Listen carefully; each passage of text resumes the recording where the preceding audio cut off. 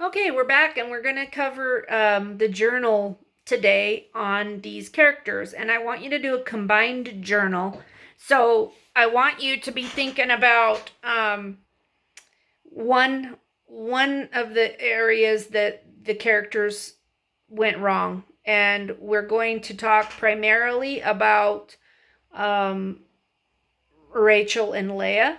But I also want you to be thinking about the stuff um, that Laban and Jacob did as well, because they are complicit in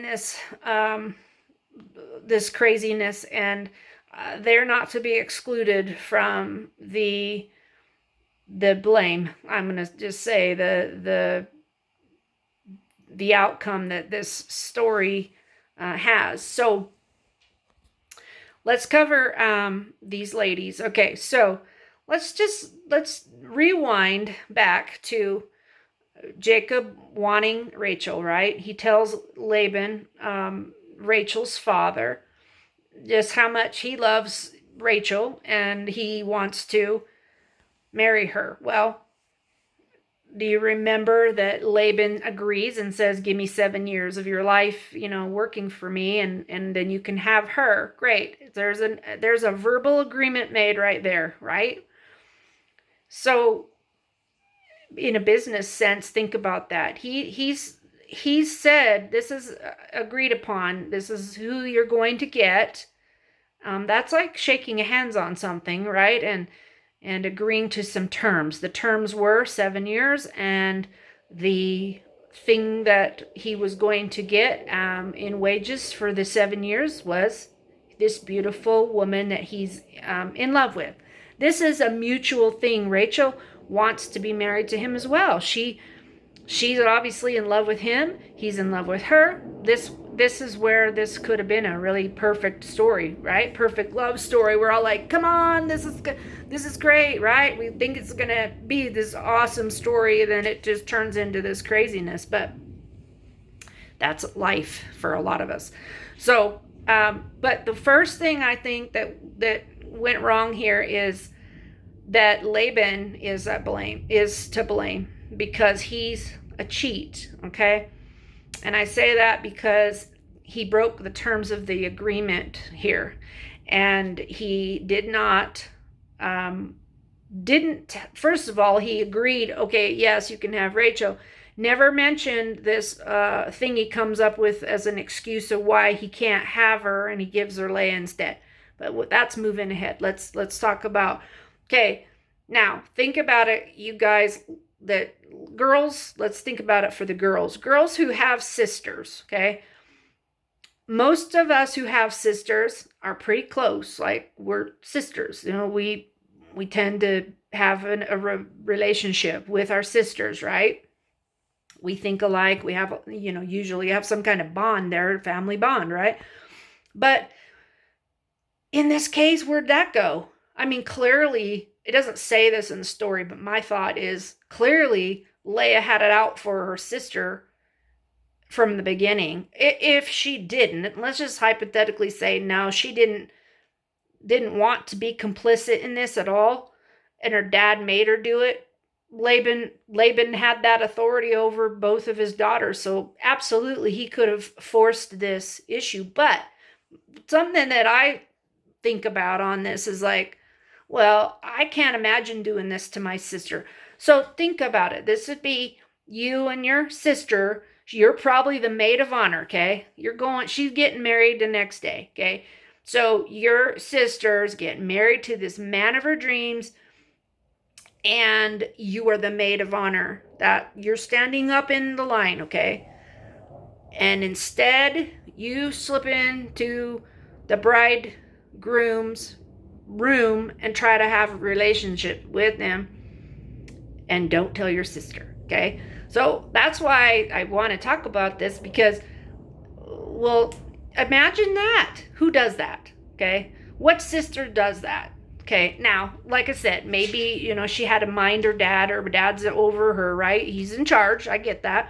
This was how it was. It still is to this day, kind of like that. Maybe not so much, but at this point, yeah, she had to do what her father told her to do. So, but I still think deep down, she might have, like taken her sister Rachael aside and said, hey, Rach, Dad's wanting me to do this thing, and it's not right. And like try to, foil this whole plan, ruin this plan because she knows it's not right. But so something about this just makes me think, well, she was complicit in it because she's upset. She's jealous of her sister. Now, I don't know for sure. The Bible doesn't go into the exact details of all that of the story, but that's what we're going to talk about because the stories are there. And what do we make of them? Like, how does it apply to us in this time? So I want you to be thinking about that. So should she have gone to Rachael when her dad first came to her and said, this is what we're going to do?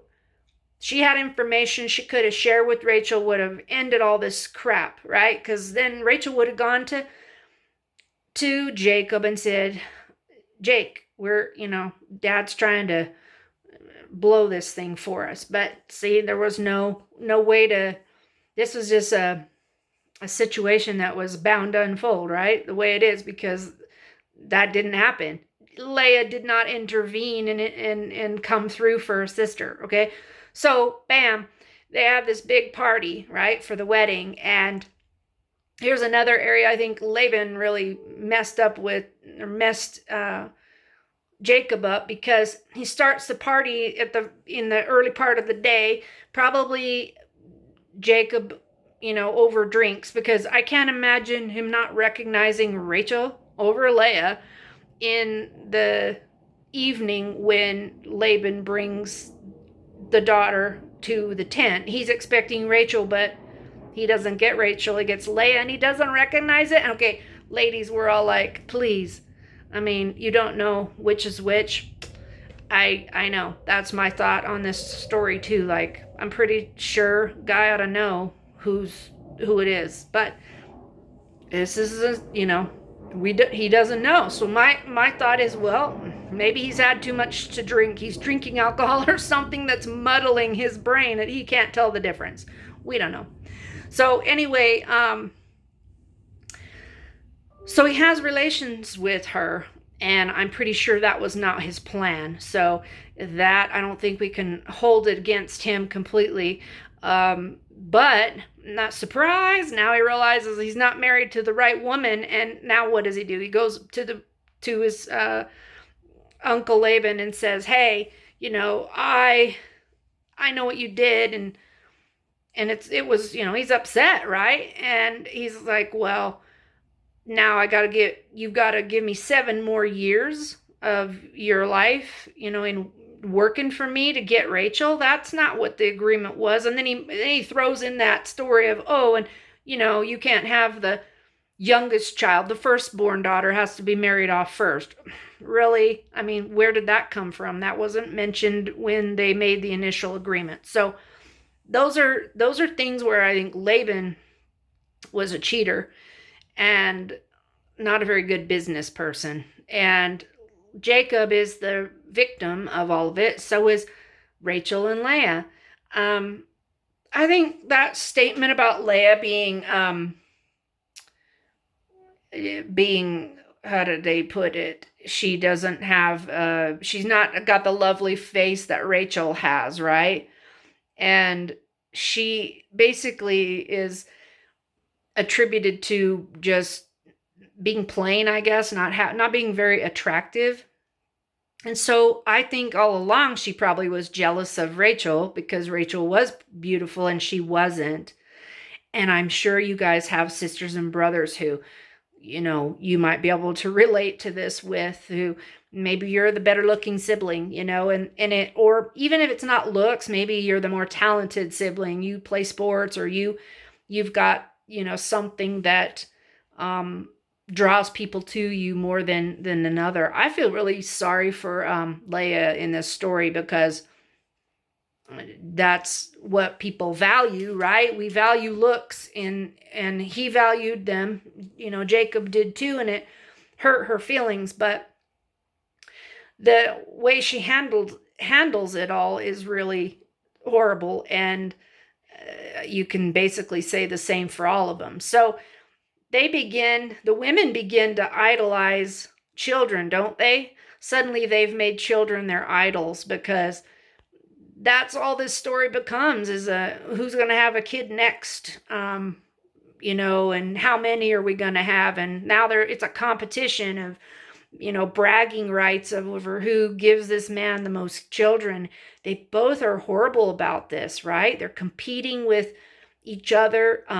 I think Rachael idolizes him, so she's made Jacob an idol. She's made love an idol in her life, because she's obsessed with him, having children with him, just her love for him. And Leah is obsessed with being loved, right? She's unloved, and it says so. And that's hard. I mean, for those of you who feel unloved, we all do at times, but some of us, spend more time in that place of just feeling unwanted. And that's kind of where I think this is tragic for her, is she just feels unwanted. And these children are what give her that spark that she's looking for, right? And aren't we supposed to be getting that from God? Aren't we supposed to be seeking him for that and not seeking other idols? So I want you to just keep that in mind as we do the journal. And then as they start having the children, as they are all, competing over how many children they have, I think they all go really wrong, Jacob included, with adultery, because they're all complicit in it. They're giving their servants to him to have relations with so they can have more children, and all in the name of this competition of making kids their idols. So it's just an interesting dynamic, and a bit of a love triangle. But that's where we're gonna kind of discuss in the character study, like how. So the character study goes like this: have you heard of these characters before? Yes or no. You're just gonna answer yes or no if you've heard of this story before, or these characters before. And number 2, it's going to be the question about how you can relate to this personally. I can relate to it, in a lot of ways, not necessarily about the kids and having the kids type of thing, because that wasn't an issue, but the competition thing is definitely very real to me. I think, it happens a lot in families, especially with siblings, where they start to compete, unhealthy competition between siblings for their parents' attention, affection, whatever that looks like. And so I can relate to it in that way. Number 3A is, well, what did the characters do wrong, in your opinion, based on the moral values that you have? Where do you think that they went wrong?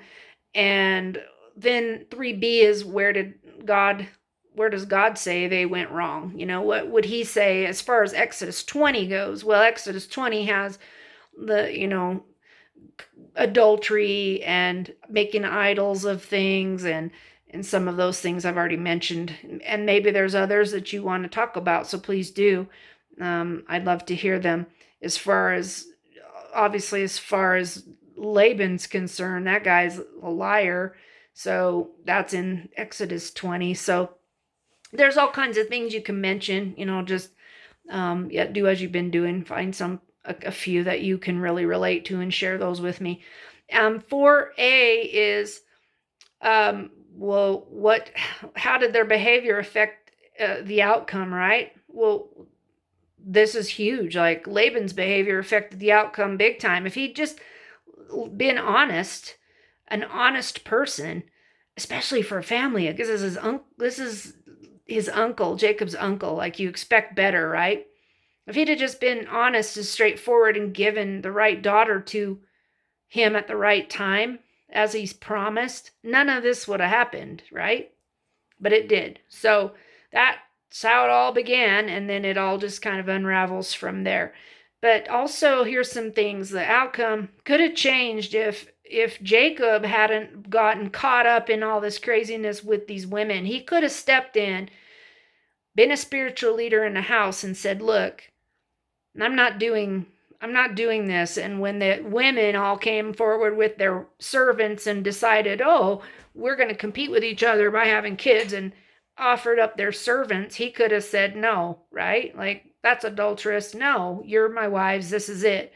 He's got the 2 wives, and that's all we're doing. But he didn't. He decided, sure, yeah, I'll go sleep with 2 more women. Why not, right? Makes sense to me. But, doesn't. So I think he didn't step in and play a good role there as a husband and a spiritual leader. And then in the 4B on your character study, well, how would it have changed? How would all this story have changed if these people hadn't done what they did? And we talked about that with Laban, how the entire story would have changed. But what about Jacob? Had he not decided that was a good idea? Hey, let's listen to these women and their crazy stories, to crazy ideas to have children by sleeping with their servants, their maids. He wouldn't have had all these other kids through the maids, right? God would have still provided, right? God was going to provide because he promises Jacob in another part of the Bible. He promises that he's going to make many children from Jacob's offspring. So he's basically already promised him offspring and many offspring. And again, it goes back to do you trust God and how he's going to do that? Or do you just take it in your own hands and try to take control and do it yourself? And that's what this whole story is about, grabbing control, right? And deciding to do on your own what God maybe didn't intend. And I don't think God intended it to be this way, but that's how all these kids came out of the story. So next thing is 5, the do-over. We talk about, well, what would you have done different? What would you recommend they do differently? And I'm curious to hear what you say about any of it. I mean, maybe I had a student a couple terms ago say, well, I don't think they need to do anything over. I think that was God's will over their life. That's what he intended. I would question that. I mean, God's sovereign will is to allow us to do things that where we have choice, right? He gave us free choice, and that's awesome. But I don't think he wants us to use that freedom of choice to choose our will over his, especially when he's already told us that this is what he's going to do for us and for our families. So I don't know. I think that I like the answers. I like that you're thinking, but I'd say there's a lot to do over. This one's got a whole lot of stuff to do over. So that's all I got for today. Send me your journals today if you can, or by Tuesday of next week, because that's the day I grade. So you can get everything into me by Tuesday by 4. I will have it graded for you. Okay, thanks guys. See ya.